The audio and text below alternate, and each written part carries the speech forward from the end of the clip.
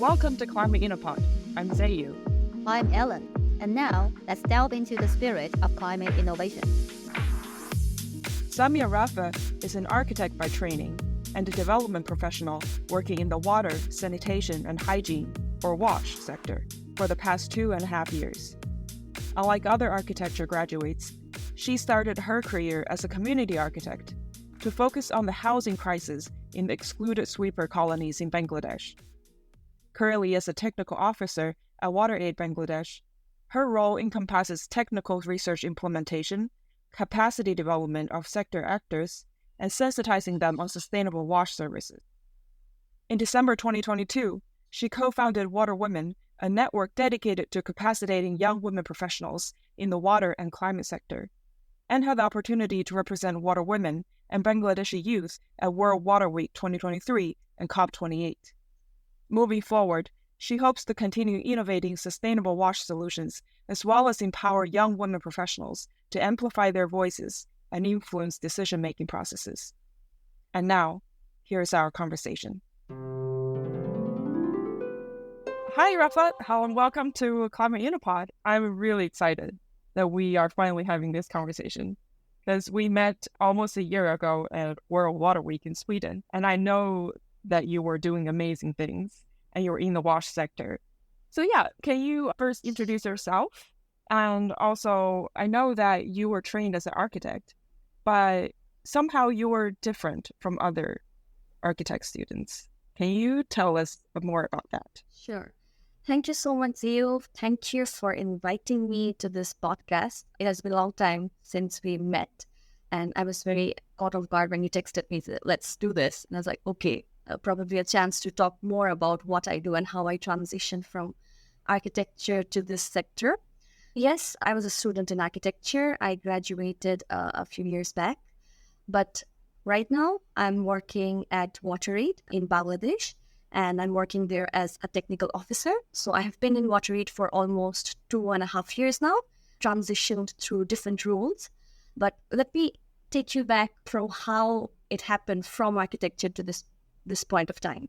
So when I was studying architecture, you were given with different types of projects. Either it's designing a high-rise building or a small residence or solving a problem for a community. What I realized that from one point of my education that I connected more with the projects that had real-life problems that were centered around human problems. So I started to like those projects more. And I decided from that point of time that I want to do something that impacts the people I work for, rather than just drawing, sketching, and designing big buildings. Maybe let's do something that's more human-oriented. Some of my projects were like solving problems for people who lost their lands during a flood. My thesis was actually on designing makeshift housings for construction workers. Like in Bangladesh, the construction workers, they live in a different ecosystem. While they're in the construction process, they live in the construction site, which is not in a very hygienic way to live. So they live there in very small, made of polythenes, plastics, and makeshift materials. So I tried to design something that actually offers them the place or offers them the living environment within that boundary of the ongoing construction. So that's how I finished my architecture education. And then I was looking for something that would give me the opportunity to learn a little more about going beyond conventional architecture. So I started working for this organization as a fellow, which was called Platform of Community Action and Architecture. So there we used to work in urban slums. In Bangladesh, at least, you would think that architecture is a service that only people who can afford it can take the service. Otherwise, how do you pay the architects for their service? You won't imagine urban slum dwellers to pay for the design, or you won't hire an architect to design your houses. So this was an organization where I worked for almost 10 months. We used to work in urban slums. We used to design or improve their living environment, keeping in mind the provision of lighting, ventilation, healthy living spaces in a very confined 12 to 15 feet spaces where a family of 8 to 12 people would live. So that was an eye-opener for me. When I used to go to that place or the urban slums, that I would feel like, okay, this is a new dimension, and I think I would love to do something that resonates more with how I wanted to pursue with my additional background. From there, I absolutely enjoyed working over there. It could have been an architecture farm, but I came across this opportunity of WaterAid, decided why not take a chance and apply for this. Did you know about WASH before, or was it your experience at Well, WASH? that's very interesting. But no, actually, I did not have any idea about the WaSH sector. Like, I knew that this existed, and I knew that I want to work for people. That's the only thing that was driving me. So when I saw WaterAid's opportunity, I knew that I could do something that directly impacts the communities. Maybe not architecture. I was very clear that it was not any role for architects, because it explicitly did not mention that they were looking for architects. And if I may say, I'm probably the one and only and the first architect at WaterAid Bangladesh. So when I applied, the position was the Young Professional Program in the technical team, because I belong to a technical background. So I assumed that I can apply, and everyone was surprised that being an architect, I entered this sector. You usually don't see architects here. It took me a while to settle down and understand what the WaSH sector does and how I can add my knowledge or my different perspective in this sector. That is an interesting shift from architecture to WaSH sector. For those unfamiliar, could you explain what WaSH is and what are some key challenges in Bangladesh? Okay, sure, Ellen. So if we break down WaSH means water, sanitation, and hygiene. It's a big sector embedded in the development sector. So what we do in Bangladesh or at WaterAid, we are working to ensure clean water, decent toilets, and good hygiene for people everywhere and for everyone by 2030. So that's the goal of WaterAid. In Bangladesh, we're trying to reach the most vulnerable communities and the marginalized peoples because they don't have proper access to water, sanitation, and hygiene, which is impacting their lives in so many ways. We are working to ensure that they have that access.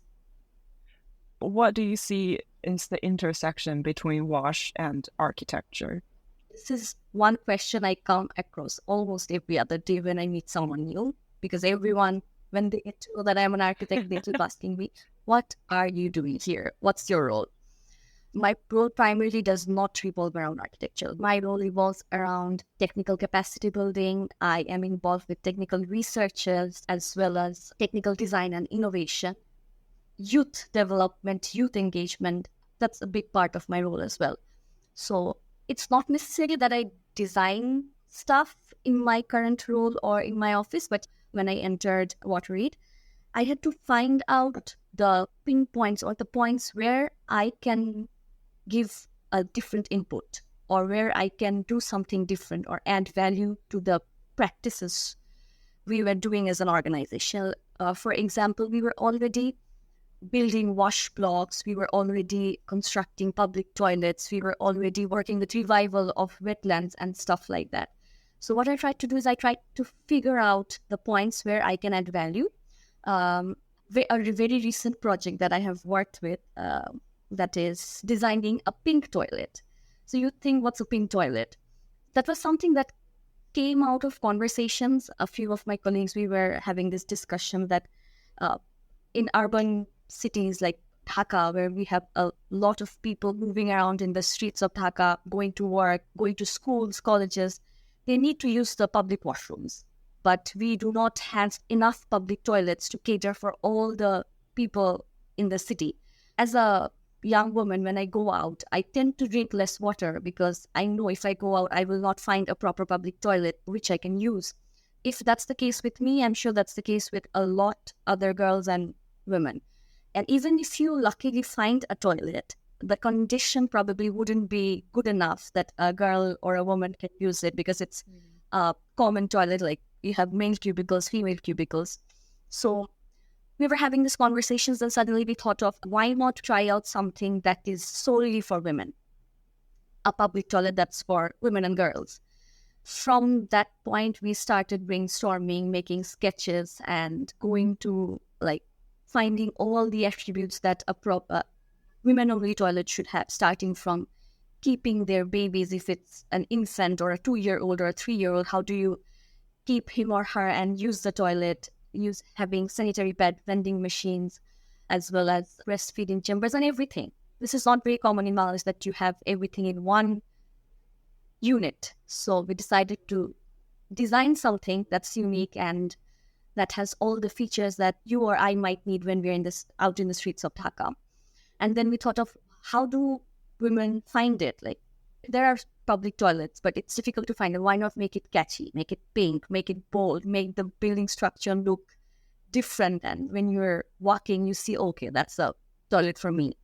So yeah, that's one story, like the very recent one. That's how I have been trying to integrate architecture with WASH from my current job role. Wow, this pink toilet project is amazing. I can never imagine a girl would have to worry about drinking water because she doesn't have access to a proper place to use the toilet. When I first heard the term WASH, water, sanitation, and hygiene, it felt pretty abstract to me. Since I'm not familiar with this field, if I just search online for WASH issues in Bangladesh, I mostly see things like rising sea levels and flooding, but nothing with the kind of details you have just shared. Hearing you talk about how people lose their homes to flooding and how women cannot access toilets and have to limit their water intake really made WASH come to life to me. As Alan said, yes, WASH problems they're more prevalent, especially the access to sanitation, to hygiene, to clean water in less developed rural places. But how is exacerbated by climate change in Bangladesh? So be it the technical problems, or is there anything that's also hindered by the social structure or the societal problems? First, let's start with the WASH problem. Maybe let's talk about the context first. So in Bangladesh, the WASH problem exists and women and girls are disproportionately impacted, as we say. So in Bangladesh, it's assumed that the role of carrying water is for women and girls only. So in 90% of the cases, they go out of their houses to bring water for their household.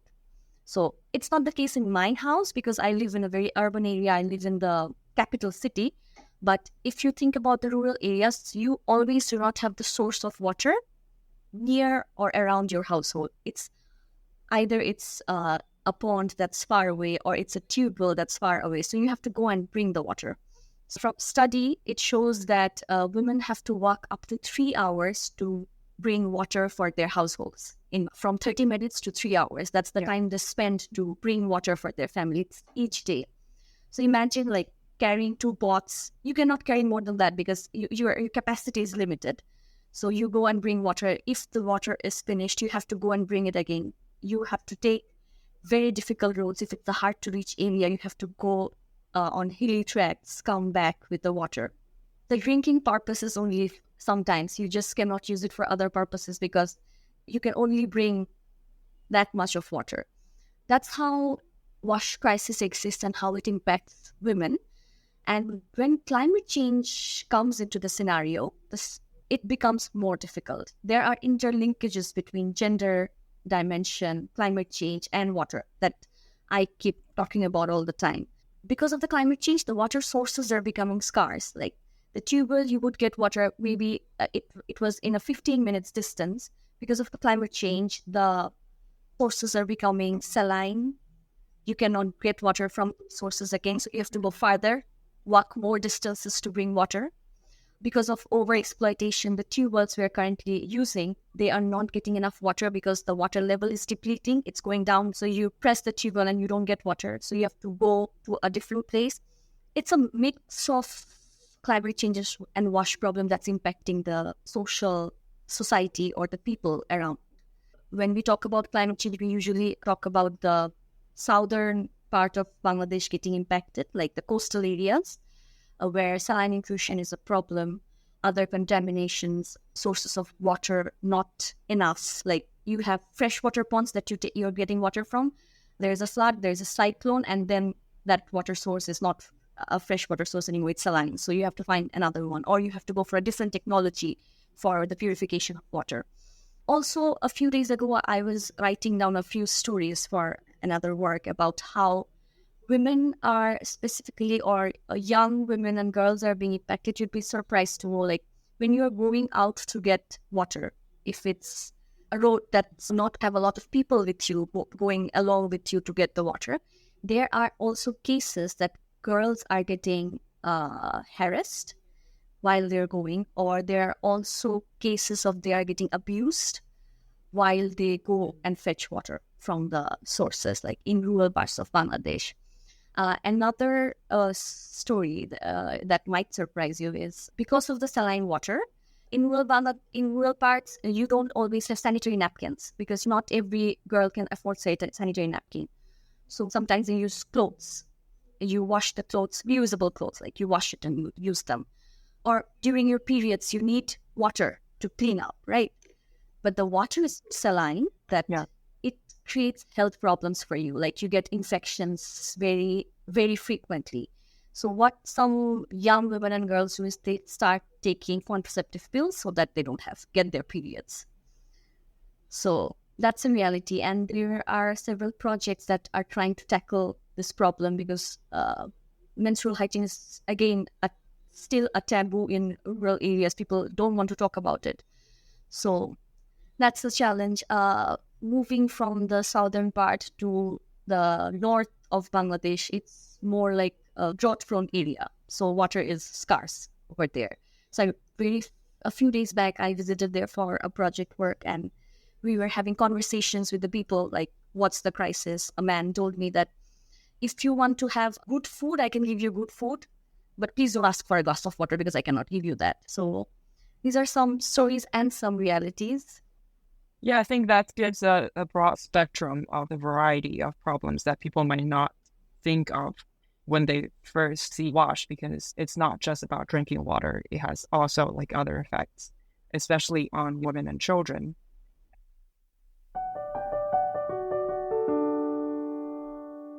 I know that as part of your job at WaterAid, you're also engaged in youth engagement and capacity leadership development. So how are you tackling those challenges? Ellen was asking about WaterWomen, so let me start by the story of WaterWomen first. So, WaterWomen is a network. It's a youth network that I have co-founded along with my colleague Mo. So when we started this, I was very new in the development sector or in the WASH sector. What we got to know is women are vulnerable. They're getting impacted. But when it comes down to developing or driving the solutions, it's usually like male are over there making decisions, or like they're holding important positions. Whereas the problem who are facing it, they're not coming forward and talking about it because they don't have the platform, they don't have the voice or enough knowledge or skills to talk about their own problems or highlight or raise their voice. So there's a gap that we identified. We also realized that when you're working in the sector as well, if you want to go up the ladder or reach a position, at one point you'll see that there are very few women around you. So there's also a gap in the job roles. We understood that who are working here, preferably or maybe from the STEM backgrounds, like we have a lot of civil engineers, people from environmental science background, disaster management background, but they need to understand that they are the future and they need to be on the leadership roles to ensure that women are leading the way forward. The problems that we face are being heard. So that's when we started, and we also saw that in South Asia, women are underrepresented in the workforce, as well as women from STEM background are very less who come into the workforce as well. So we wanted to connect the dots of WASH, climate change, women, knowledge gap, gender gap, and do something new. So we figured that if we start with a network, brings everyone together, aligned, and works toward the same cause, might help them to raise their voice, or when their voices are united, they'll be better heard or they can go forward. So that's when we entered a competition. It was organized by the Swiss Water Partnership Youth. Our idea was WaterWomen. We got some seed funding by winning the competition, and then we started this network. And within WaterAid was there patronizing us the whole time. So we started it small, like it's a network, but how do you run a network? You need interested people coming and working. So we started off with trainings, capacity building. So last year, we had a very interesting training, and that was a flagship training of WaterWomen, which was called the Future Leadership Program, training on climate and water literacy. So it was a basic level training, like girls who have just graduated or young women professionals who have started their career in the wash sector. They were the primary participants. So we had almost 32. We got an application of 350 plus applications. We screened and got 32 participants, and they went through a 4-day training where they got to know about the nitty-gritty details of wash, because Ellen was asking, when you hear wash, you don't know what's wash. They got to know about the breakdown, like what's water, what's happening in the sanitation sector, what's happening in the hygiene scenario in Bangladesh, and how climate change is impacting this scenario and how we can come out of it. There was also a day-long session on building their leadership skills, like, you have the knowledge, but you need to have the willpower, or you need to feel that I want to be a leader in this sector. We had a very good pool of participants. Some of them came out as speakers. We invited them at youth conferences as speakers as well. Some of them started their careers in wash sector or in the development sector. So that's how the network is growing. It's once we have reached a significant number, we would like to scale it up or take it to the rural places as well, where we are working communities. So what my role as a youth advocate, I'm also a youth advocate for WaterAid. So I have the opportunity to go to different platforms or conferences where I get to talk about the problem women and youth of my country is facing. So I always think that my role is not talking about my problem. My role is to bring the stories from there who are not being able to come here or represent themselves. My role is to connect them with the global audiences so that they know what's happening. Like today, you got to know probably a few stories that you never heard of, but these are stories or realities from the fields. It's really, the WaterWomen network is really exciting. Last year at the World Water Week, that's something that really captured people's attention. Problem is dire. We need women making decisions and broadcasting those problems, making them heard, making the problems faced by these young girls in rural places, making them more visible. A woman makes the decision, they would know the problem better. If I talk about the perspective of an architect or an engineer, let's say, if you are designing something that is for women or that has provision for women, you know better what she might need. A man designing it won't know it better than you. So you want people, or you need women and girls in those roles, making decisions, designing stuff so that they are more women-proof. Have you faced any challenges, though, in the process of developing the network or in the process of trying to empower women to take a more decision-making role? About challenges, I believe challenges exist with all the networks. If you are working with any kind of network, at the beginning, there's a resistance from, people have other work to do. The challenge, I would say, is keeping the pace, keeping the enthusiasm, and keeping the engagement all the time. Because one, it's not there. It takes a lot of effort to get it back. For a network, you need a lot of people who are enthusiastic and always trying to do something. At the beginning of your career, you didn't know much about WASH. You just wanted to contribute to your community. Did you expect to commit to this sector for so long? Did you plan to stay in this field? So when I started in the WASH sector, I never thought that I would be in this sector for such a long time. So what I happened to learn is I started loving my job. I started loving what I was doing. I started to feel like I connect with what I'm doing. So that's what is keeping me going. I wouldn't say that I want to limit myself to the wash sector for the rest of my life, because what architecture teaches you is it's a very versatile educational system. Let's say you are given with challenges. You solve the challenge, you solve the problem, you come up with a solution through your design, through your architecture. It's not just about drawing or sketching, making plans, drawing 3D elevations. It's not like that. So architecture makes you a problem solver. It improves your design thinking processes. Given a problem, you come up with a solution that is rational, that's creative, that's innovative. So that's what we always want to do. I think we've come to a full circle, that we started from architecture to wash, and then we came to a point where we connected the dots. And I'm just curious, we've reached a 1.5 degree tipping point. What are things that keep you awake at night? Those problems that you are anxious to solve? Yeah, I think keeps me anxious. It would be like there's so much going on and so many people working to fight climate change, going for negotiations, working such a big workforce. But still, there are not significant actions. Like nothing is getting better. We are not seeing concrete actions that would solve the problems, or we cannot see that, okay, we have reached 1.5 degrees and in the future it will decrease. No, you cannot say that, and that's not going to happen. I can feel your anxiety. The climate is changing so quickly, and severe events are becoming more frequent and intense. And you are right there on the front lines, dealing with the consequences. It must be tough to experience. That's why we really need to highlight stories of people who are doing work on the ground. And compared to what's being said at the global stage, it's tiny. And yet it is solving, let's just say, one girl, a rural community, a village. It is giving them a substantially better life.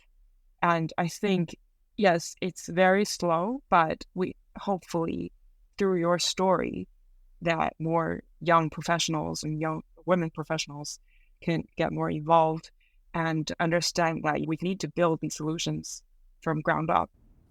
Before we wrap up, let's end on a hopeful note. So, Rafa, what gives you hope? I think I'm hopeful for the generation we are in right now, because I believe the current youth or the current young generation, they are becoming more aware of the climate change issues. At least that's what I'm witnessing around myself, with all the youth-led activities, all the youth advocacy programs where the young people are speaking up, because the world we are in right now, we are not going in a good direction in terms of climate change. Like it's getting worse and it's getting worse, and it will impact the people from the next generation, or people who are currently young or were children right now. And what I see and what I'm hopeful about is I believe the young generation of today are becoming more aware. So I believe the only thing I'm seeing around is the youth speaking up. Thank you, Rafa, for your time today. And it's really exciting, the journey that you're on. It's also inspiring just how you went from architecture and how you used what you learned through that training to do something that you're grown to be so passionate about. And I'm excited for the WaterWomen's future, and hopefully can keep growing and keep encouraging and empowering girls to take on bigger roles in WASH and in water. So thank you again for sharing your story with us. That's all for this episode. Be sure to subscribe to our podcast. If you want to explore further on this topic, use the link to read more. Our guests picked out additional materials for you. So, until next time, stay informed, stay inspired at Climate in a Pod.